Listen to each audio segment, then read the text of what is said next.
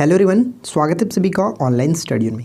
इस वीडियो में हम बात करने वाले हैं बिहार एसआई प्री का सेट नंबर 6। ठीक है, इससे पहले हम लोगों ने ऑलरेडी 5 सेट्स तक काफ़ी अच्छे क्वेश्चंस मैंने आपके साथ डिस्कस किया और ये फुल लेंथ हमारा सेट चल रहा है 100 क्वेश्चंस के साथ। और ये बिल्कुल आपको बीपीएसएससी का जो पैटर्न है उसके अकॉर्डिंग सारे क्वेश्चंस को एक अरेंज किया जाता है। तो इस वीडियो को एंड तक ज़रूर देखा करें और वीडियो अच्छी लगी तो लाइक एंड शेयर कीजिए और साथ ही साथ चैनल पे पहली बार है तो चैनल को सब्सक्राइब करके नोटिफिकेशन बिल को ऑन रखें, क्योंकि यहाँ पे आपको हर रोज़ रेगुलर आपको एक सेट्स प्रोवाइड कराए जाएंगे। ऑलरेडी हम लोग लगातार 3 दिन से मैं आपको सेट प्रोवाइड करा रहा हूँ और ये आगे भी इसी तरह से कंटिन्यू रहेगा। डेली आपको एक सेट 100 क्वेश्चन के साथ मिलता रहेगा, तो रेगुलर हमारे साथ बने रहिए।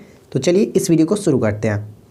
आज की इस वीडियो का फर्स्ट क्वेश्चन ये बनता है कि किसके समय में बौद्ध धर्म स्पष्टतः 2 स्वतंत्र संप्रदायों हीनयान एवं महायान में विभाजित हुआ। Right answer will be option C, Kanishka के समय में जो कि विभाजित हुआ था। तो इससे संबंधित देखिए बहुत इंपॉर्टेंट जो पॉइंट्स है मैंने यहाँ पे नोट डाउन कर रखा है। आप चाहो तो इसका स्क्रीनशॉट ले सकते हो, इसीलिए मैंने यहाँ पे पॉइंट्स को नोट डाउन कर रखा है। ठीक है, देखिए हीनयान में पाली भाषा का महत्व है, जबकि अगर हम बात करें महायान में संस्कृत भाषा का महत्व है। तो ये 2 पॉइंट तो पहले पूछा जा सकता है। सेकेंड पॉइंट की बात करें तो हीनयान में बुद्ध को शाक्य मुनि के रूप में जाना जाता है। ये ध्यान रखेंगे कि शाक्य मुनि के रूप में हीनयान में जाना जाता है, जबकि महायान में बुद्ध एक भगवान है जिनके कई जो कि पिछले जन्मों के रूप में यानी कि बोधिसत्व के रूप में जाना जाता है और साथ ही साथ भविष्य में भी कई बुद्ध होंगे इसकी कल्पना है, जैसे मैट्रिक। ठीक है, तो ये सारी चीज़ें जो कि आपको याद रखनी है। सेकेंड क्वेश्चन दिया गया कि काशी और लिच्छवी का विलय मगध साम्राज्य में किसने किया। तो देखिए इस क्वेश्चन का राइट आंसर यहाँ पे हो जाता है, हम ऑप्शन बी को टिक करेंगे, अजातशत्रु। ठीक है, काशी और लिच्छवी का विलय मगध साम्राज्य में किया था अजातशत्रु। और इससे जुड़ी कुछ पॉइंट्स यहाँ पे आप पढ़ करके काफ़ी अच्छे तरीके से समझ सकते हैं। जैसे देखिए अजातशत्रु मगध का एक प्रतापी जो कि सम्राट और बिंबिसार का पुत्र था। पूछ जा सकता है किसका पुत्र था, तो ये बिंबिसार का पुत्र था जिसने अपने पिता की हत्या कर करके या फिर मार करके राज्य प्राप्त किया था। ठीक है, और अगला पॉइंट ये बनता है कि इसने यानी अजातशत्रु ने अंग, लिच्छवी, वज्जी, कोसल और काशी जनपद को अपने राज्य में मिलाकर एक विस्तृत साम्राज्य की स्थापना की थी। ध्यान रखिएगा अजातशत्रु के समय की सबसे जो महान घटना थी वो क्या था कि बुद्ध का महापरिनिर्वाण। ये ध्यान रखेंगे, तो यहाँ पे इंपॉर्टेंट पॉइंट ये बन जाता है। क्वेश्चन नंबर 3 कह रहा है कि शाहजहाँ के काल में कौन यूरोपीय यात्री भारत आया हुआ था। तो बताइए कि यहाँ पे शाहजहाँ के समय में कौन यूरोपीय यात्री भारत आया हुआ था। तो सही आंसर हो जाएगा ऑप्शन डी, पीटर मुंडी। विलियम हॉकिंस और थॉमस रो की बात करें तो ये जहांगीर के समय में आए हुए थे, जबकि एंटेनियो की अगर बात करें तो ये अकबर के समय से संबंधित था। लेकिन पीटर मुंडी की बात करें तो ये शाहजहाँ के समय में भारत आया हुआ था। ठीक है, चलिए अगला प्रश्न हमारा ये कह रहा है कि इंदिरा 2020 नौसेना अभ्यास भारत और किसके बीच आयोजित किया जाएगा। तो इस क्वेश्चन का राइट आंसर यहाँ पे हो जाता है भारत और ये रूस के बीच किया जाता है। ठीक है, ऑप्शन हम बी को टिक करेंगे। क्वेश्चन नंबर 5 में क्या कह रहा है कि 1893 ईस्वी में सर विलियम्स बिडनबर्ग तथा W.S. कैन ने किस उद्देश्य से इंडियन पार्लियामेंट्री कमेटी की स्थापना की थी।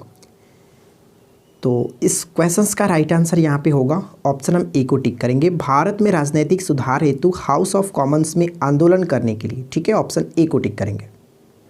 अगला प्रश्न ये कह रहा है कि बंगाल विभाजन के विरुद्ध विद्रोह का नेतृत्व किसने किया था। ये क्वेश्चन इंपॉर्टेंट है। बंगाल विभाजन जो कि लॉर्ड कर्जन के समय में 1905 में हुआ था, तो बंगाल विभाजन के विरुद्ध जो विद्रोह करने का जो नेतृत्व था किसने किया था, सुरेंद्रनाथ बनर्जी। ऑप्शन हम ए को टिक करेंगे। और आपको पता है सुरेंद्रनाथ बनर्जी से एक क्वेश्चन पूछा जाता है अक्सर कि ICS परीक्षा में उत्तीर्ण होने वाले पहले भारतीय कौन थे, तो सुरेंद्रनाथ बनर्जी ही थे। क्वेश्चन नंबर 7 क्या कह रहा है कि GI टैग प्राप्त करने वाला काला चावल जिसे स्थानीय रूप से चाक हाव कहा जाता है किस राज्य से संबंधित है। यानी चाक हाव जो है वो किस राज्य से संबंधित है जिसे हाल ही में GI टैग दिया गया। तो इस क्वेश्चन का राइट आंसर हो जाएगा ऑप्शन हम ए को टिक करेंगे, मणिपुर। मणिपुर से रिलेटेड आपको 2-3 पॉइंट्स याद रखना है। जैसे आपको सबसे पहला चीज़ तो याद रखना है कि दुनिया का एकमात्र तैरता हुआ जो नेशनल पार्क है उसका नाम क्या है, किबु लेमजाओ नेशनल पार्क। ठीक है, जो कि मणिपुर में स्थित है। और साथ साथ एक चीज़ मैं आपको और बताऊं, देखिए ध्यान रखेंगे मितई जनजाति का संबंध जो है कि वो भी मणिपुर से ही है। ठीक है, चलिए अगला प्रश्न कह रहा है कि सुमित नागल जो हाल ही में खबरों में थे किस खेल से संबंधित है। सुमित नागल हाल ही में खबरों में रहे और ये किस खेल से संबंधित है, तो राइट आंसर हो जाएगा ऑप्शन बी, टेनिस से संबंधित है।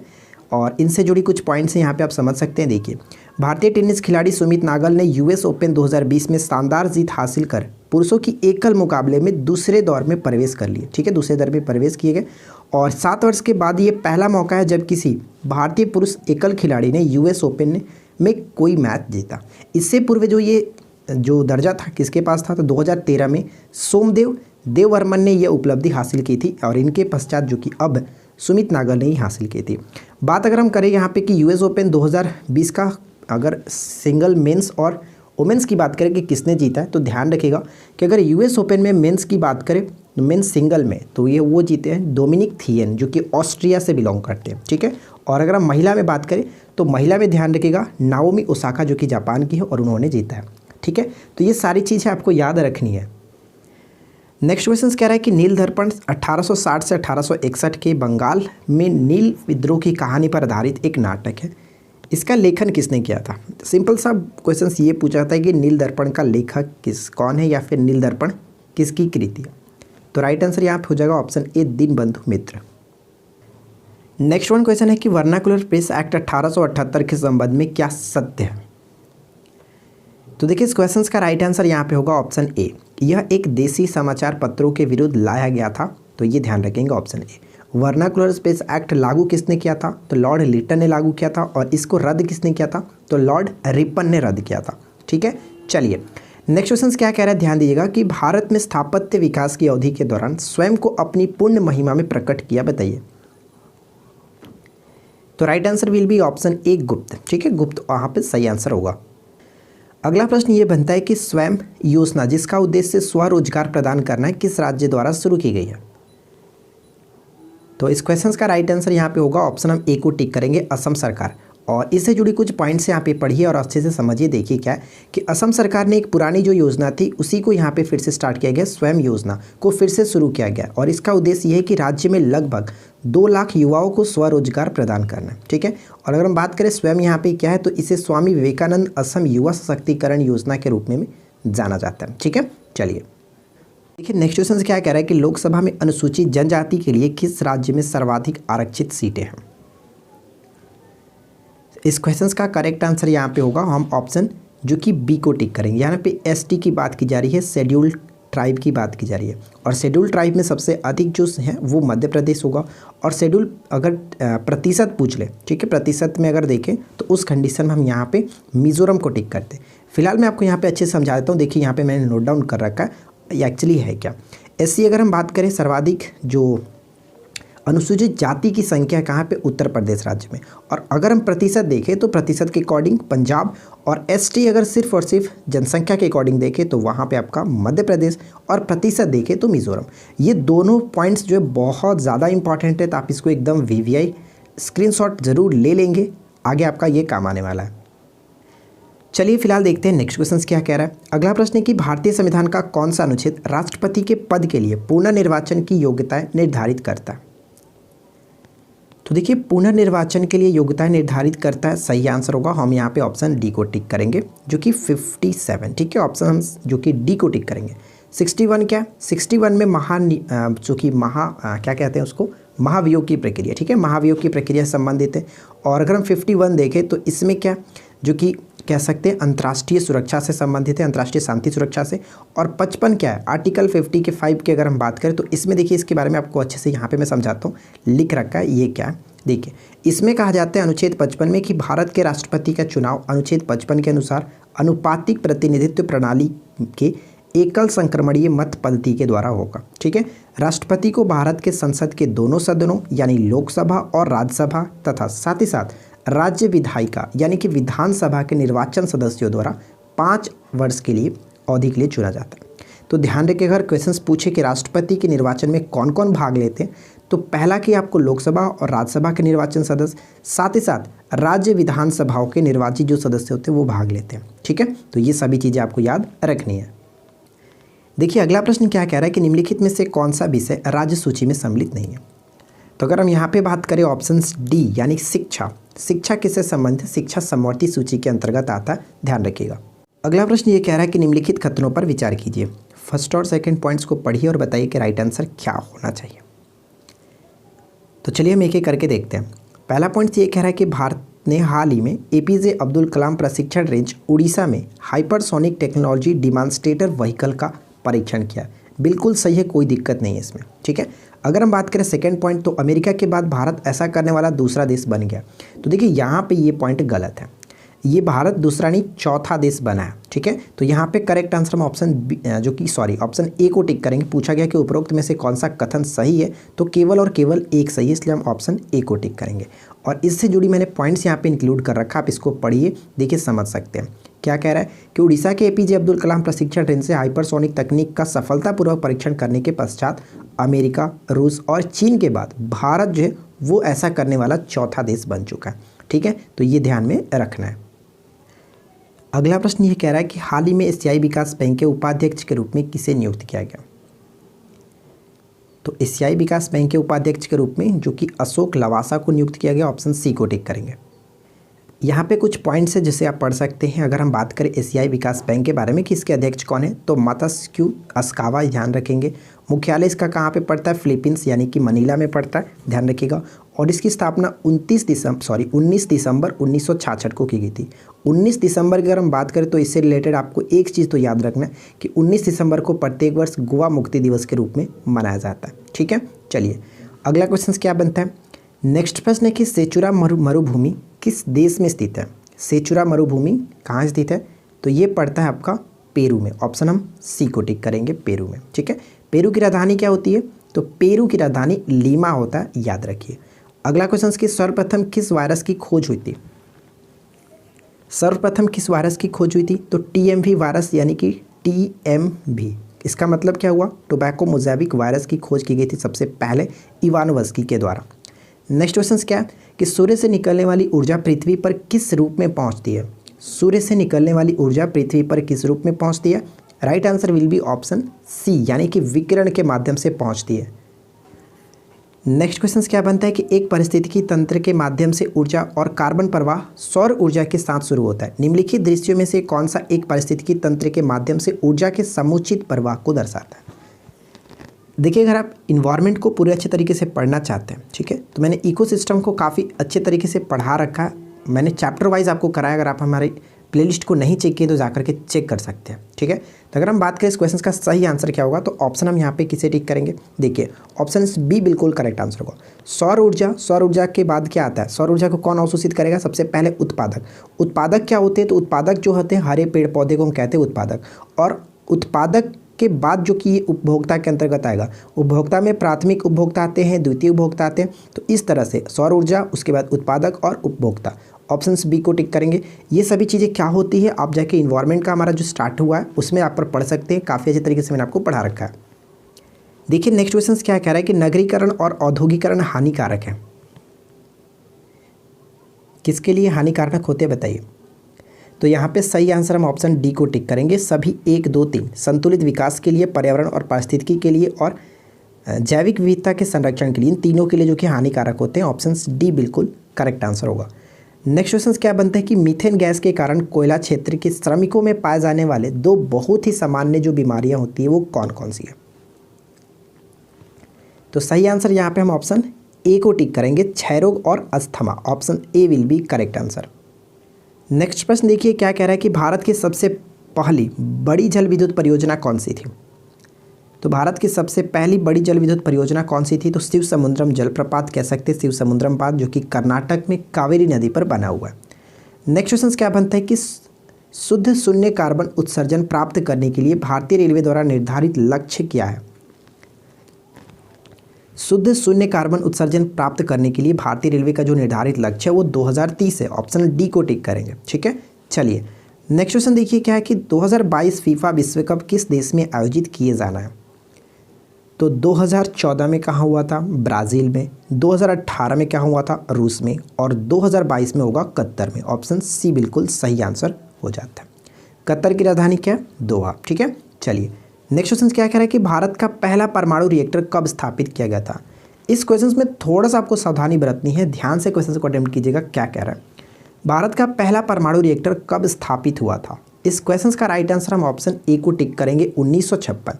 ध्यान से क्वेश्चंस को पढ़ लिए, तो चलिए इसके बारे में आपको एक्सप्लेनेशन की तरफ ले चलता हूँ और अच्छे से समझिएगा क्या कह रहा था। क्या कह रहा है कि भारत में पहला परमाणु रिएक्टर 4 अगस्त 1956 को स्थापित किया गया था, जिसका नाम क्या रखा गया था, अप्सरा, ठीक है। भारत का पहला परमाणु रिएक्टर अप्सरा था, ध्यान रखेंगे, और इसे ब्रिटेन की मदद से स्थापित किया गया था। ये ध्यान रखना है। 2 क्वेश्चन यहाँ से बन सकते हैं, 2 नहीं 3 क्वेश्चन। पहला परमाणु रिएक्टर स्थापित कब हुआ था? 1956 में। नाम क्या था? अप्सरा। और किस देश की मदद से? तो ब्रिटेन की मदद से। तो ये 3 क्वेश्चन आपको यहाँ से मिल गए। अगर बाई चांस पूछ ले कि कितनी मेगावाट तक, तो 2 मेगावाट तक की, और ये एशिया का सबसे पुराना जो कि रिएक्टर है। तो यहाँ से देख सकते हैं कितने सारे क्वेश्चंस बन सकते हैं। ठीक है, अब यहाँ पे जो आपको सावधानी बरतनी थी वो क्या था कि भारत में प्रथम परमाणु विद्युत संयंत्र की स्थापना जो कि यूएसए की सहायता से वर्ष 1969 में महाराष्ट्र के तारापुर में की गई थी। ठीक है, तो ये देखिए यहाँ पे जो भी लाइन लिखी गई है ना वो बहुत ज़्यादा इंपॉर्टेंट है, तो आप इसका स्क्रीनशॉट ले सकते हैं। देखिए नेक्स्ट क्वेश्चन क्या कह रहा है कि इसमें से किसे आधुनिक मानव का सीधा पूर्वज माना जाता है? आधुनिक मानव का सीधा पूर्वज माना जाता है किसे? तो ऑप्शन हम सी को टिक करेंगे, Homo erectus. Option C will be correct answer. Next question बनता है कि डायनासोर थे, बताइए डायनासोर थे। सही आंसर होगा ऑप्शन बी, यानी कि मेसोजोइक सरीसृप। ठीक है, वो एक रेप्टाइल हुआ करते थे, मेसोजोइक युग के रेप्टाइल थे। नेक्स्ट प्रश्न बनता है कि निम्नलिखित में से कौन अंडे देता है और सीधे बच्चे नहीं देता है? और ये एक प्रकार के स्तनपायी होते हैं। ठीक है, ध्यान रखिएगा स्तनपायी होते हैं। और आपको पता है कि स्तनपायी जो कि बच्चे देते हैं, लेकिन यहाँ पे जो अपवाद होते हैं ये है कि कौन से स्तनपायी है जो कि अंडे देते हैं सीधे बच्चे नहीं देता है। तो राइट आंसर यहाँ पे आपका हो जाएगा एकेडीना और प्लेटिपस, यानी उपरोक्त सभी को टिक करेंगे। ऑप्शन सी बिल्कुल सही आंसर है। चलिए फिलहाल देखिए अगला प्रश्न हमारा क्या कह रहा है। नेक्स्ट क्वेश्चन बनता है कि विज्ञान की वह शाखा जिसमें जीवाश्मों का अध्ययन होता है। तो जीवाश्मों का अध्ययन किस में करते हैं? तो पैलियोंटोलॉजी में। ऑप्शन ए को टिक करेंगे। ठीक है, पैलियोंटोलॉजी बिल्कुल राइट आंसर है। अगला प्रश्न ये बनता है कि निम्नलिखित में से कौन सा एक द्वीपीय महाद्वीप के नाम से भी जाना जाता है?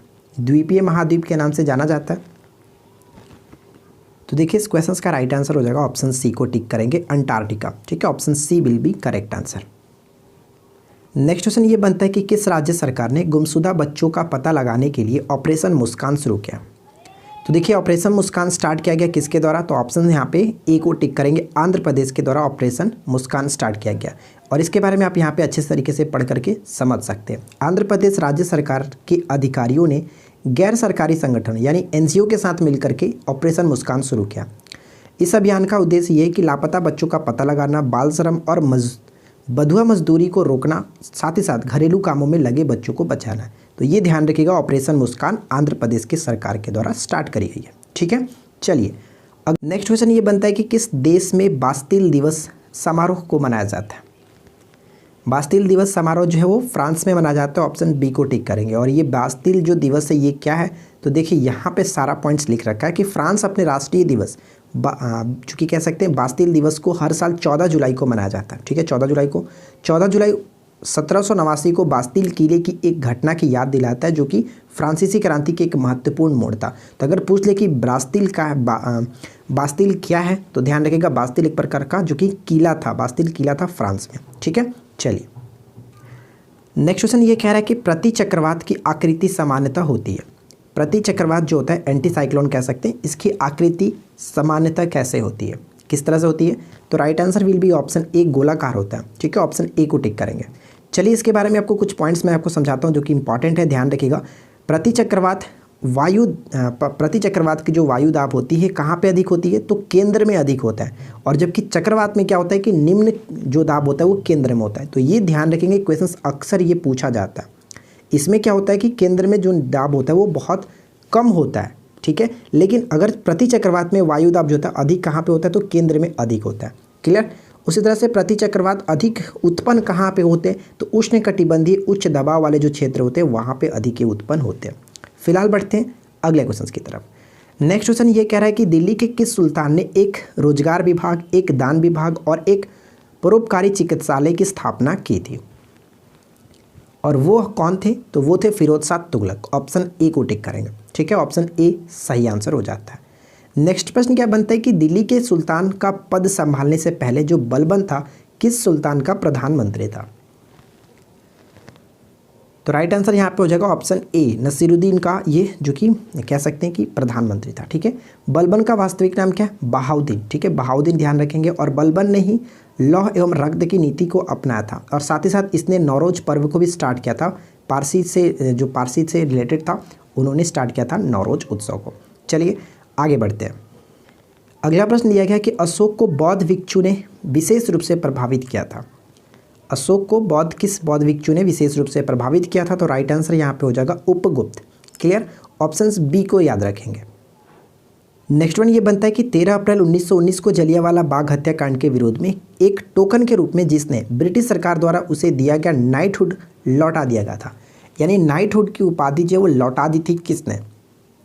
तो राइट आंसर यहाँ पे हो जाएगा ऑप्शन हम ए को टिक करेंगे, रविन्द्रनाथ टैगोर। और यहाँ पे आपको ये याद रखना है कि जलियांवाला बाग हत्याकांड हुआ कब था, डेट याद रखिएगा इसका। 1919 तो सभी को याद होता है, लेकिन कुछ लोग होते हैं इसको नहीं याद रखते। 13 अप्रैल 1919 ये आपके लिए हेल्पफुल रहेगा। तो 13 अप्रैल 1919 जलियांवाला बाग हत्याकांड। फिलहाल देखिए नेक्स्ट क्वेश्चन क्या कह रहा है कि यदि कोई व्यक्ति मौलिक अधिकारों के उल्लंघन के लिए उचित कार्यवाही करके सर्वोच्च न्यायालय का रुख रख सकता है, किसमें ये प्रावधान है? ध्यान दीजिएगा, यहाँ पे क्वेश्चंस पे बात की गई सर्वोच्च न्यायालय में। तो सर्वोच्च न्यायालय में संवैधानिक उपचार का अधिकार जो कि आर्टिकल 32 के अंतर्गत आता है, इसी के संबंध में। ठीक है, नेक्स्ट प्रश्न ये बनता है कि लोएस का पठार है। लोएस का पठार क्या है? ये क्या होता है कि हवाओं से आने वाले धूल कणों से मिलकर के बना होता है, पवनकृत होता है लोएस का पठार। ठीक है, ऑप्शन ए को टिक करेंगे। नेक्स्ट क्वेश्चन बनता है कि ड्रैकन्सबर्ग पर्वत बताइए कि कहाँ स्थित है। ड्रैकन्सबर्ग पर्वत कहाँ स्थित है? तो इस क्वेश्चन का राइट आंसर हो जाएगा ऑप्शन हम ए को टिक करेंगे, दक्षिण अफ्रीका में। ठीक है ना, दक्षिण अफ्रीका में। इसके बारे में मैंने आपको पॉइंट्स लिखा है, इसको पढ़िए। ड्रैकन्सबर्ग का स्थानीय जो नाम होता है क्वाथा लंबा होता है, ये बहुत इंपॉर्टेंट होगा, ध्यान रखिएगा। अगर हम बात करें कि केप प्रांत में यह पठार दक्षिण की ओर चबूतरे के रूप में जो कि समुद्र तक नीचे उतरता है, और इन चबूतरों को क्या कहा जाता है? कारू कहा जाता है। क्लियर, कारू कहा जाता है। चलिए अगला प्रश्न देखिए। नेक्स्ट प्रश्न बनता है कि स्थल मंडल के कुल क्षेत्रफल के कितने प्रतिशत भाग पर पठार का विस्तार पाया जाता है? तो यहाँ पे करेक्ट आंसर हम किसे टिक करेंगे? ऑप्शन बी को, 33% बिल्कुल राइट आंसर होगा। चलिए नेक्स्ट क्वेश्चन क्या बनता है कि पृथ्वी के वायुमंडल का सर्वाधिक घनत्व कहाँ होता है? पृथ्वी के वायुमंडल का सर्वाधिक जो घनत्व होता है वो कहाँ होता है? तो right answer will be option C, क्षोभ मंडल में। और ये क्षोभ मंडल जो पृथ्वी का सबसे निचला मंडल होता है, क्षोभ मंडल। ठीक है, नेक्स्ट प्रश्न ये बनता है कि बाथिनोमस रक्सासा किसकी एक नई खोजी गई प्रजाति है? हाल ही में इसकी प्रजाति खोजी गई है, तो ये किसकी प्रजाति है? तो सही आंसर यहाँ पे होगा कॉकरोच की एक नई प्रजाति है। और इसके बारे में यहाँ पे देखिए पूरा लिस्ट लगा रखा है, और ये क्या है इसके बारे में समझते हैं। कहाँ पे खोजा गया? तो ये पूर्वी हिंद महासागर में पाया गया था। ठीक है, देखिए सेकंड पॉइंट क्या है कि किस देश के शोधकर्ताओं ने खोजा? तो ये पूछा जा सकता है कि सिंगापुर से शोधकर्ताओं की एक टीम द्वारा हिंद महासागर में कॉकरोच की एक नई प्रजाति जो कि नई प्रजाति गहरी पाई गई है। यहाँ पे गहरी नहीं है, नई प्रजाति पाई गई है। ठीक है, अगला पॉइंट कह रहा है कि शोधकर्ताओं ने प्रजातियों को तब खोजा जब वे बांता, यानी बांता ये कहाँ पे? तो हिंद महासागर में खोज कर रहे थे। मैं आपको बताता हूँ, देखिए बांता जो है इंडोनेशिया में पश्चिमी जावा के दक्षिणी तट पर है, ये ध्यान रखेंगे बांता। ठीक है, और ये नए पाए गए जो कॉकरोच की प्रजाति, इसको नाम रखा गया बाथिनोमस रक्सासा। ठीक है, बाथिनोमस रक्सासा कॉकरोच की नई प्रजाति खोजी गई है।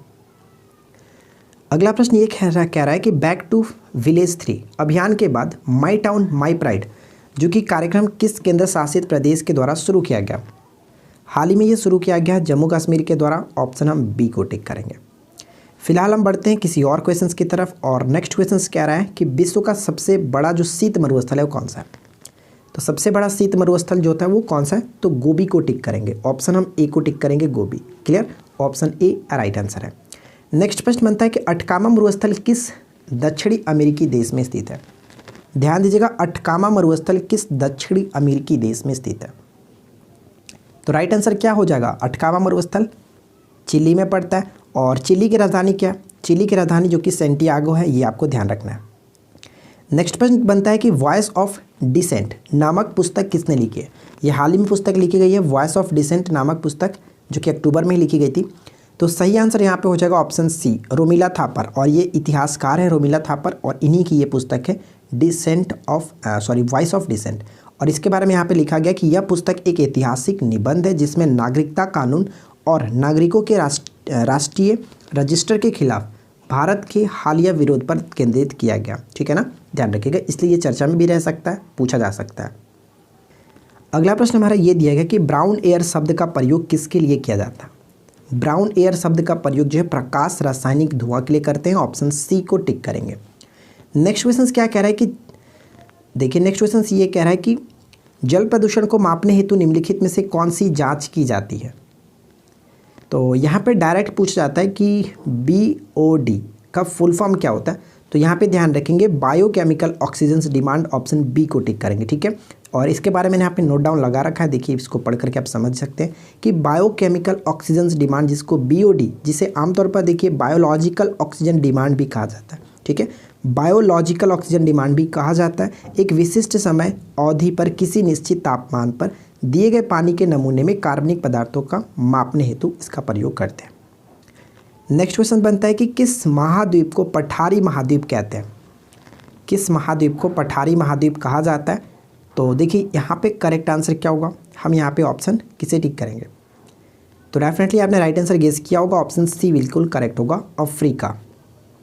देखिए नेक्स्ट क्वेश्चन ये कह रहा है कि भारत के संविधान की किस अनुसूची में विभिन्न राज्यों में अनुसूचित क्षेत्रों के प्रशासन और नियंत्रण के लिए विशेष उपबंध है। विभिन्न राज्यों में यहाँ पे बात की जा रही है, तो राइट आंसर हम किसे टिक करेंगे, ऑप्शन हम बी को टिक करेंगे, 5वीं अनुसूची में। अगर क्वेश्चंस में 4 राज्यों के बारे में बात कही होती तो वहाँ पे 6ठी अनुसूची के बारे में टिक करते हैं, ठीक है। अगला प्रश्न ये कह रहा है कि यू आकार की घाटी कहाँ पाई जाती है। यू आकार की घाटी जो है वो कहाँ पाई जाती है। तो राइट आंसर विल बी क्या होगा, ऑप्शन किसे टिक करेंगे, यू आकार की घाटी हिमानी क्षेत्र में पाई जाती है, ऑप्शन बी सही आंसर हो जाता है। नेक्स्ट प्रश्न ये बनता है कि काला सागर किस देश के दक्षिण में स्थित है। बताइए कि काला सागर किस देश के दक्षिण में स्थित है। तो इस क्वेश्चन का राइट आंसर हम किसे टिक करेंगे, काला सागर किस देश के दक्षिण में स्थित है। तो ये ऑप्शन डी को टिक करेंगे, इनमें से कोई नहीं, क्योंकि ये रूस में स्थित है, ठीक है, रूस। ऑप्शन हम डी को टिक करेंगे। चलिए फिलहाल क्या क्वेश्चन कह रहा है कि महाबलीपुरम के सप्त पैगोडा किसके द्वारा संरक्षित कला के साक्षी है। महाबलीपुरम के सप्त पैगोडा किसके द्वारा संरक्षित कला के साक्षी है। देखिए इस क्वेश्चन का राइट आंसर अगर हम बात करें तो ऑप्शन ए को टिक करेंगे, Pallava. Option A will be right answer. Next question ये कह रहा है कि दिल्ली सल्तनत का उद्वारक कौन था। दिल्ली सल्तनत का उद्वारक के रूप में हम लोग किसे जानते हैं। तो इल्तुतमिश को जानते हैं, ऑप्शन सी को टिक करेंगे, ठीक है, इल्तुतमिश। नेक्स्ट क्वेश्चन ये बनता है कि पंचमढ़ी जीव संरक्षण क्षेत्र कहाँ स्थित है। पंचमढ़ी जीव संरक्षण क्षेत्र जो वो कहाँ स्थित है। तो correct answer option C Madhya Pradesh में स्थित है। नेक्स्ट क्वेश्चन क्या कह रहे हैं कि गलत जोड़ा बताइए। यहाँ पे कौन सा गलत मिलान किया गया वो हमें फाइंड आउट करना है।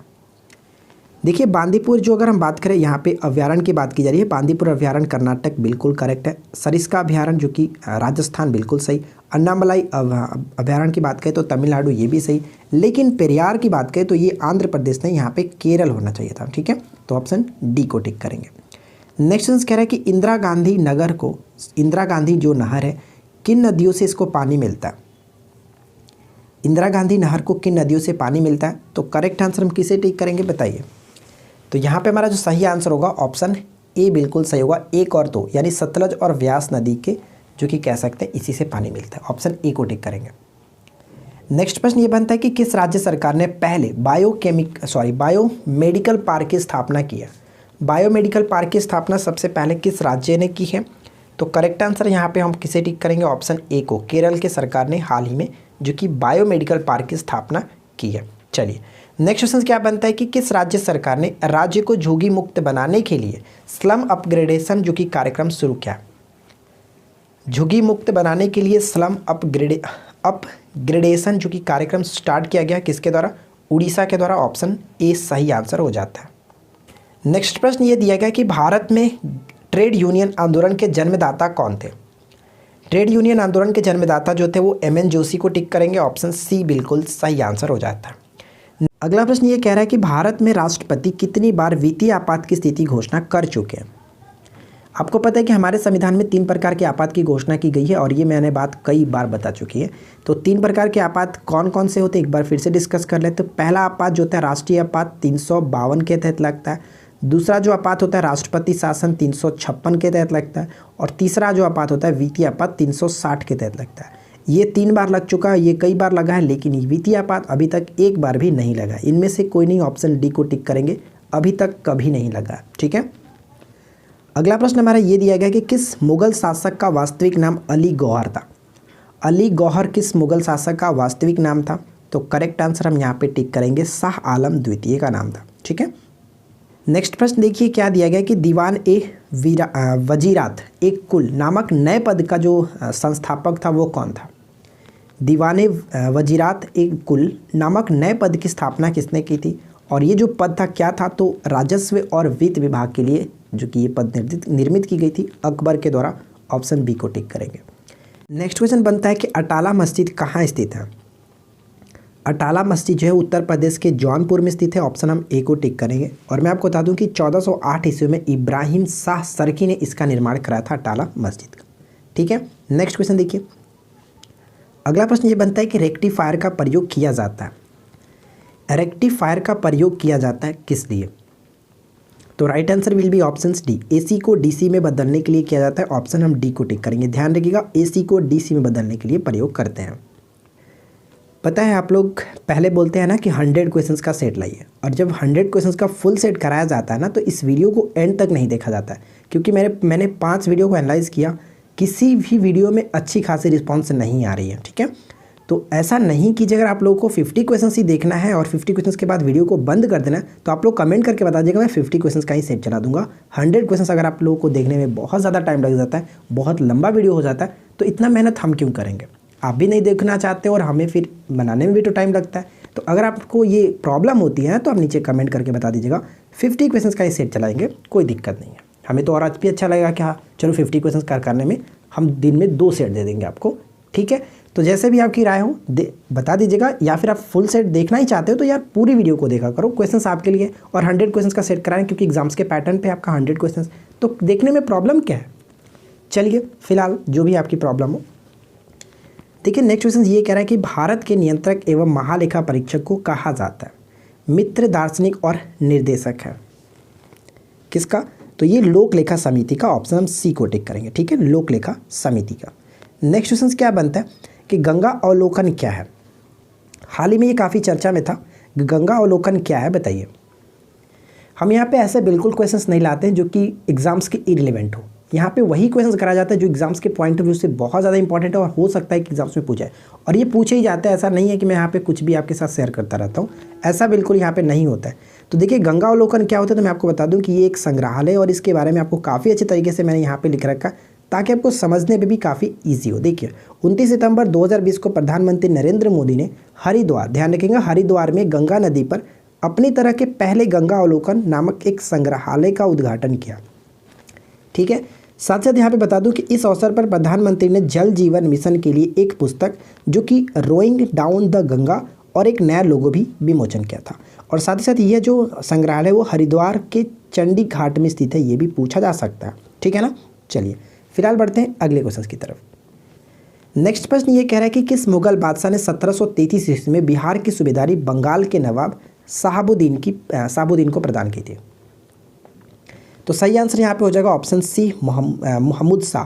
और ये महमूद शाह कौन था, रंगीला बादशाह जिसको कहते हैं ना, वही था महमूद शाह। ठीक है, नेक्स्ट क्वेश्चन क्या कह रहा है कि नॉर्दर्न ब्लॉटिंग तकनीक किसका पता लगाने के लिए प्रयोग किया जाता है। नॉर्दर्न ब्लॉटिंग जो तकनीक है किसका पता लगाने के लिए हम लोग प्रयोग करते हैं, तो इस क्वेश्चन का राइट आंसर हो जाएगा ऑप्शन सी, आरएनए का पता लगाने के लिए किया जाता है। देखिए इसके बारे में यहाँ पे पॉइंट लिखा है, क्या है ये।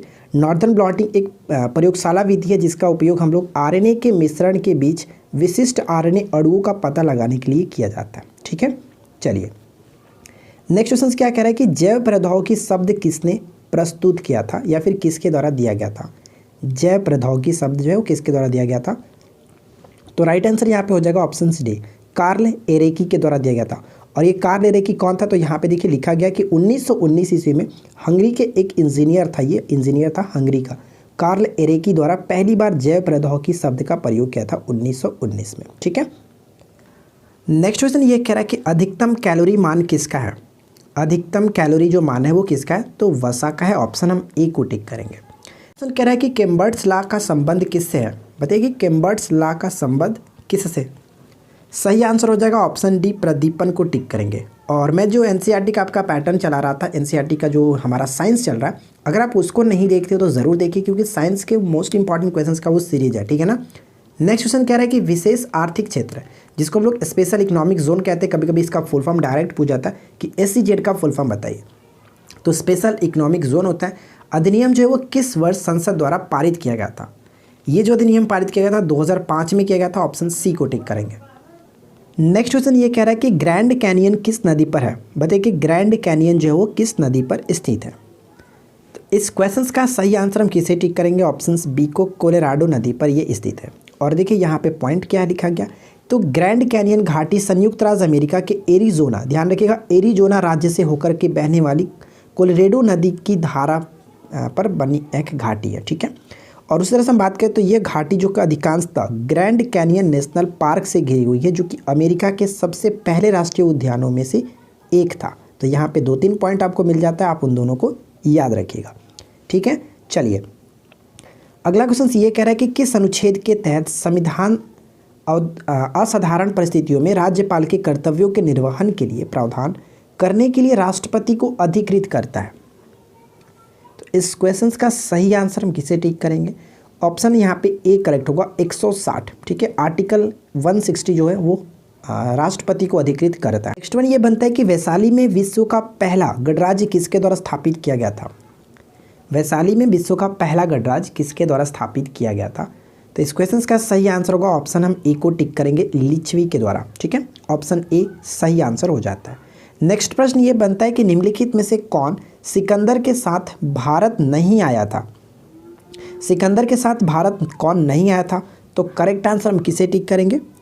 ऑप्शन डी को टिक करेंगे, यानी कि डिमाचस जो था वो सिकंदर के साथ भारत नहीं आया हुआ था। ऑप्शन डी करेक्ट आंसर होगा। नेक्स्ट प्रश्न ये बनता है कि किस राज्य ने परिवार पहचान पत्र लॉन्च किया? परिवार पहचान पत्र किसके द्वारा लॉन्च किया गया? तो करंट का क्वेश्चंस भी मैंने काफ़ी अच्छे मात्रा में यहाँ पे इंक्लूड किया, जिस तरह से प्रीवियस पेपर में पूछे गए थे उसी को ध्यान में रखते हुए करंट अफेयर्स भी यहाँ पे इंक्लूड किया जा रहा है। अगर आप करंट अफेयर्स देखना चाहते हैं तो देखिए मैं आपको बता दूं कि हमारे चैनल पे ऐसी कोई भी चीज़ नहीं है जो कि आपको नहीं मिल सकती है, यानी आपके एग्ज़ाम्स के रिलेटेड सारे मटेरियल्स यहाँ पे हमारे चैनल पे मौजूद है। बस कमी है तो ये कि आपको देखने की, जाकर आप हमारे प्लेलिस्ट को चेक कीजिए, आपको सारी चीज़ें मिल जाएगी। अगर हम बात करें कि सही आंसर क्या होगा, तो करेक्ट आंसर ऑप्शन सी को टिक करेंगे, हरियाणा यहाँ पे सही आंसर हो जाता है। नेक्स्ट क्वेश्चन क्या कह रहा है कि 2021 में ICC men's T20 world cup की मेज़बानी कौन सा देश करेगा? ये क्वेश्चन बहुत ज़्यादा इंपॉर्टेंट होगा, इसको आप अच्छे से याद रखिएगा। ऊपर मैंने आपको फीफा बताया था 2022 में जो फीफा होगा वो कहाँ पे होगा, तो वो कतर में होगा। और अगर हम यहाँ पे 2021 की आईसीसी मेंस T20 की बात करें तो करेक्ट आंसर होगा आपका बी, भारत में होगा। नेक्स्ट प्रश्न देखिए क्या कह रहा है कि निम्न में से सुमेलित नहीं है। कौन सुमेलित नहीं है? देखिए पारिस्थितिकी जो शब्द है वो अर्नेस्ट हैकल ने दिया था, बिल्कुल सही। पारिस्थितिकी तंत्र जो शब्द है वो एजी टॉन्सले ने दिया था, ये भी बिल्कुल सही है। सर्वहारी की बात करें तो मोर सर्वहारी के अंतर्गत आता है, ये भी सही है। लेकिन यहाँ पे गलत है, प्राथमिक उपभोक्ता हरे पेड़ पौधे नहीं होते। पेड़ पौधे जो होते हैं वो उत्पादक होते हैं, ठीक है, उत्पादक होते, हरे पेड़ पौधे उत्पादक के अंतर्गत आते हैं। और जो हरे पेड़ पौधे को खाते हैं, इनका उपभोग करते हैं, वो होते हैं प्राथमिक उपभोक्ता, ठीक है। तो यहाँ पे हम ऑप्शन डी को गलत करेंगे। ये सभी चीज़ें क्या होती है, उत्पादक, उपभोक्ता, ये चीज़ें मैंने आपको समझा रखा है। हमारा पारिस्थितिकी जो मैंने आपको चैप्टर स्टार्ट किया था उसमें जाकर के आप काफ़ी अच्छे तरीके से पढ़ सकते हैं। फिलहाल देखिए नेक्स्ट क्वेश्चन क्या कह रहा है कि घटपर्णी पौधा पाया जाता है। घटपर्णी पौधा जो कि पाया जाता है किस स्टेट में? तो सही आंसर हम यहाँ पे ऑप्शन सी को टिक करेंगे, असम में पाया जाता है। देखिए इसके बारे में मैंने पॉइंट्स यहाँ पे लिख रखा है कि ये क्या होते हैं, ठीक है। घटपर्णी क्या होते हैं, कहाँ मिलते हैं? ये पौधा जो कि मुख्यतः असम के जो कि खासी पहाड़ियों में कह सकते हैं पाया जाता है। और इस पौधे की पत्ती घट या फिर कलश के रूप में विकसित होती है, ठीक है, जिसके मुँह पर पत्ती का ही एक ढक्कन होता है, पत्ती का ही एक ढक्कन होता है। पिक्चर में आपको दिखाऊंगा। आगे कह रहा है कि इस कलश से एक प्रकार का जो कि मकरंद कह सकते हैं, मीठा तरल पदार्थ निकलता है, जिससे क्या होता है कि कीट इसकी ओर आकर्षित होते हैं और इसे खाने के लालच में कीट घट के अंदर चले जाते हैं, ठीक है। देखिए मैं आपको बताता हूँ कि किस तरह से होता है। पिक्चर मैंने यहाँ पे लगा रखा है, पिक्चर को आप देख करके समझ सकते हैं। देखिए पिक्चर है कि नहीं, इसी के अंतर्गत क्या होता है कि जैसे ही आकर के कीट बैठते हैं और ये घटपर्णी जो पौधा होता है क्या करते हैं, अपना ढक्कन बंद कर लेता है और कीट इसी के अंदर चले जाते हैं और वो मर जाते हैं, ठीक है। तो ये होता है पिचर प्लांट, जिसको हम लोग घटपर्णी हिंदी में कहते हैं और इंग्लिश में इसको पिचर प्लांट कहा जाता है, ठीक है। नेक्स्ट क्वेश्चन कह रहा है कि वाष्पोत्सर्जन होता है। वाष्पोत्सर्जन जो होता है किस तरह से होता है? तो right answer will be option D, यानी कि पत्तियों द्वारा जल का वाष्प के रूप में निकलना। ऑप्शन डी को टिक करेंगे। नेक्स्ट क्वेश्चन देखिए क्या कह रहा है कि राज्य की वह प्रथम सिंचाई परियोजना जिसमें केवल फव्वारा सिंचाई पद्धति से ही सिंचाई करने का प्रावधान है। तो राइट आंसर यहाँ पे ऑप्शन सी को टिक करेंगे, नर्मदा नहर परियोजना, ऑप्शन सी करेक्ट आंसर होगा। नेक्स्ट क्वेश्चन क्या कह रहा है कि नीचे उन राज्यों के नाम है जिन्हें दयावसान यानी कि हम कह सकते हैं डॉक्ट्रिन्स ऑफ लैप्स जो सिद्धांत था उसके तहत जो डलहौजी ने चलाया था, तहत ईस्ट इंडिया कंपनी ने अपने में मिला लिया था, उनका कालानुक्रम में सजाइए, यानी कि किस क्रम में सबसे पहले जो कि अपनाया गया था बताइए। तो सबसे पहला ये स्टार्ट किया गया था 1848 में और इसका शिकार जो सबसे पहला हुआ वो था सत्तारा, महाराष्ट्र का सत्तारा।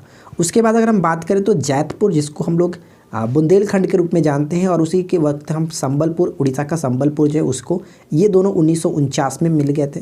झांसी की बात करें तो झांसी 1953 में और नागपुर 1854 की बात कर रहे हैं, 1853 1854 में। तो ये हमारा सही क्रम होगा 1 2 3 4 ऑप्शन ए को टिक करेंगे। नेक्स्ट प्रश्न देखिए कह रहा है कि निम्नलिखित कथनों में से कौन सा सही नहीं है। बताइए कि निम्नलिखित में से कौन सा कथन यहाँ पे सही नहीं है। तो क्या होगा करेक्ट आंसर देखिए, लॉर्ड चेम्सफोर्ड के कार्यकाल अगर 1919 में रॉलेट एक्ट जो कि पारित हुआ था बिल्कुल सही है। रॉलेट एक्ट जो है वो लॉर्ड चेम्सफोर्ड के समय में ही हुआ था। लॉर्ड रीडिंग के समय में मोपला विद्रोह 1921 में बिल्कुल ये भी सही है। लॉर्ड इरविन के समय में 1929 में जतिन दास 64 दिन की भूख हड़ताल के बाद जेल में मृत्यु हो गई थी, ये भी बिल्कुल सही है। तो गलत यहाँ पे है, लॉर्ड लिनलिथगो के कार्यकाल में भारत सरकार अधिनियम 1935 जो कि पारित हुआ, ये पॉइंट गलत है। क्यों गलत है? तो यहाँ पे लॉर्ड लिनलिथगो नहीं होना चाहिए, क्योंकि लॉर्ड लिनलिथगो का शासनकाल तो 1936 से स्टार्ट होता है, 36 से लेकर के 1943 तक था इनका कार्यकाल। भारत छोड़ो आंदोलन इनके समय की सबसे महत्वपूर्ण घटना थी। तो अब बात आती है कि भारत सरकार अधिनियम 1935 के समय किसका समय था? तो वो था लॉर्ड वेलिंगटन का समय, लॉर्ड वेलिंगटन का समय। ठीक है, तो ये चीज़ आपको ध्यान रखना है। यहाँ पे करेक्ट आंसर हम ऑप्शन डी को टिक करेंगे जो कि गलत है। चलिए फिलहाल बढ़ते हैं नेक्स्ट क्वेश्चन की तरफ। अगला प्रश्न हमारा ये कह रहा है कि वायु में ध्वनि का वेग है, वायु में ध्वनि का वेग बताइए कि क्या होगा, किसे करेक्ट आंसर हम टिक करेंगे। तो राइट आंसर यहाँ पे हो जाएगा ऑप्शन डी, तापमान में कमी के साथ जो कि इसका ध्वनि का वेग जो होता है वो घट जाता है, यानी तापमान बढ़ेगा तो ध्वनि का वेग भी बढ़ेगा, तापमान घटेगा तो ध्वनि का वेग भी घटेगा, और ये दाब पर निर्भर नहीं करता है, ध्यान रखिएगा। ठीक है, नेक्स्ट प्रश्न ये कह रहा है कि विरूपाक्ष मंदिर का निर्माण किसने किया था। विरूपाक्ष मंदिर का निर्माण किसने किया था? तो चालुक्यों ने किया था, ऑप्शन हम ए को टिक करेंगे। नेक्स्ट प्रश्न क्या दिया गया कि निम्नलिखित में से कौन सा एक जड़ नहीं है। तो जड़ के अंतर्गत शकरकंद, मूली और गाजर आते हैं, लेकिन आलू इसके अंतर्गत नहीं आता है। आलू, केसर हुआ, ये सभी इसके अंतर्गत नहीं आता है। जैसे हल्दी बात करें, अदरक बात करें, तो ये सभी के सभी तना के अंतर्गत आता है। ठीक है ना, तना के अंतर्गत आता है। चलिए नेक्स्ट क्वेश्चन क्या बनता है। अगला क्वेश्चन ये है कि डाक विभाग ने डाक योजनाओं की 100% ग्रामीण कवरेज सुनिश्चित करने के लिए कौन सी योजना शुरू की है। तो हाल ही में शुरू की गई है फर्स्ट स्टार गाँव। ठीक है, फास्ट स्टार गाँव, ऑप्शन हम बी को टिक करेंगे। नेक्स्ट क्वेश्चन क्या कह रहा है। अगला प्रश्न ये बनता है कि अनुवांशिकी उत्परिवर्तन होता है, अनुवांशिकी उत्परिवर्तन होता है किस में होता है? तो क्रोमोजोम में, ऑप्शन हम ए को टिक करेंगे, क्रोमोजोम यानी कि गुणसूत्र में। नेक्स्ट क्वेश्चन कह रहा है कि रेखी समिति गठित की गई थी। रेखी समिति 1993 में गठित की गई थी, तो इसका संबंध किससे था? समिति से रिलेटेड मैंने ऑलरेडी एक वीडियो बना रखा है, जाकर के देख सकते हैं। और देखिए रेखी समिति जो था वो अप्रत्यक्ष कर में सुधार के लिए इसको जो कि गठित किया गया था 1993 में। अगला प्रश्न ये कह रहा है कि मुद्रास्फीति से लंभावित होता है, मुद्रास्फीति से लंभावित होता है, तो करेक्ट आंसर हम किसे टिक करेंगे। यहाँ पे राइट आंसर होगा ऑप्शन ए, ऋणी जो होते हैं वो मुद्रास्फीति में लंभावित होते हैं। नेक्स्ट क्वेश्चन कह रहा है कि भारत में गरीबी हटाओ का नारा किस पंचवर्षीय योजना के अंतर्गत दिया गया था। भारत में गरीबी हटाओ का नारा किस पंचवर्षीय योजना के अंतर्गत दिया गया था? तो सही आंसर हम यहाँ पे टिक करेंगे, ऑप्शन सी, 5वीं पंचवर्षीय योजना के अंतर्गत दिया गया था। नेक्स्ट प्रश्न देखिए क्या है कि निम्नलिखित युगों में से कौन सा एक सुमेलित नहीं है। बताइए कि कौन सा एक सुमेलित नहीं है। तो यहाँ पे जो सुमेलित नहीं है मैं आपको बता दूं कि पहले सुमेलित देख लेते हैं। जैसे रिबन प्रपात बात करें तो कैलिफोर्निया बिल्कुल सही है। तुगेला प्रपात बात करें तो नटाल प्रांत जो कि दक्षिण अफ्रीका, ये भी बिल्कुल सही है। और पावर स्कॉर्ट प्रपात जो है वो आयरलैंड में, ये भी बिल्कुल सही है। लेकिन गलत जो है वो सुथरलैंड प्रपात, नॉर्वे नहीं, यहाँ पे न्यूजीलैंड होना चाहिए था। सुथरलैंड प्रपात न्यूजीलैंड में स्थित है, ऑप्शन डी को टिक करेंगे। अगला प्रश्न ये क्या कह रहा है कि विश्व का सर्वोच्च जलप्रपात साल्टो एंजल। यहाँ पे सारे जो भी पॉइंट्स कह रहे हैं उनको आप नेगलेक्ट कीजिए और सिर्फ इसको उठा लीजिए। साल्टो एंजल जो जलप्रपात थे वो किस नदी पर, आपको ये पूछा जा रहा है। ठीक, सॉरी, यहाँ पे कायरो नदी तो ये आपको दिया गया, कायरो कोरोनी नदी पर स्थित है। आपको पूछा जा रहा है कि किस देश में स्थित हो, तो वेनेजुएला इस क्वेश्चन का राइट आंसर हो जाएगा। ठीक है, ध्यान रखेंगे दक्षिण अमेरिकी जो देश है वेनेजुएला, उसमें ये स्थित है साल्टो एंजल, जो कि दुनिया का सर्वोच्च, जो कह सकते हैं सर्वोच्च जलप्रपात होता है। ठीक है, और क्वेश्चन यहाँ से ये पूछा जाता है कि वेनेजुएला की राजधानी क्या है, तो वेनेजुएला की राजधानी होती है कराकस। और साथ ही साथ एक क्वेश्चन ये पूछा जाता है कि दक्षिणी अमेरिका का द्वार के रूप में किसे जाना जाता है, तो दक्षिण अमेरिका के द्वार के रूप में वेनेजुएला को ही जाना जाता है। ये चीज़ आपको ध्यान में रखना है। नेक्स्ट क्वेश्चन कह रहा है कि 10 डिग्री चैनल पृथक करता है। 10 डिग्री चैनल जो है किसे पृथक करता है, तो छोटा अंडमान को कार निकोबार से अलग करता है, ऑप्शन ए को टिक करेंगे। अंडमान को निकोबार द्वीप से अलग करता है, ऑप्शन ए को टिक करेंगे। नेक्स्ट क्वेश्चन देख लीजिए क्या कह रहा है कि निम्नलिखित में से किस देश में बैरल पर्वत श्रृंखला अवस्थित है। क्वेश्चन सजाने में हम कोई कंजूसी नहीं करते हैं, जो क्वेश्चंस आपके लिए इंपॉर्टेंट है और जिस तरह से पैटर्न क्वेश्चंस एग्जाम्स का है, बीपीएससी के पैटर्न है, उसी अकॉर्डिंग हम लोग क्वेश्चंस को सजाते हैं ताकि आपको एग्जाम्स वाली फीलिंग है। अगर आप अच्छे से प्रिपरेशन करना चाहते हैं तो आप हमारे साथ रेगुलर प्रैक्टिस करते रहिए, अपने दोस्तों के साथ शेयर करते रहिए। फिलहाल मैं आपको बता दूं कि बैरल पर्वत श्रृंखला जो है वो भारत और म्यांमार के साथ सजा करता है, और करेक्ट आंसर यहाँ पे होगा ऑप्शन, हम डी को टिक करेंगे, भारत। ठीक है, तो अगर आप इंटरेस्ट रखते हैं हमारे साथ प्रिपरेशन करने में तो आप हमारे साथ रेगुलर प्रैक्टिस करते रहिए। चैनल को सब्सक्राइब करके नोटिफिकेशन बिल को ऑन रखिए।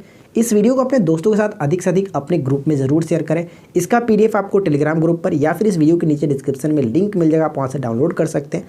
बाकी और कुछ नहीं कहूँगा। ठीक है, तो फिलहाल मिलते हैं किसी और वीडियो में नेक्स्ट टॉपिक के साथ। Thanks for watching, keep watching, keep learning, have a good day.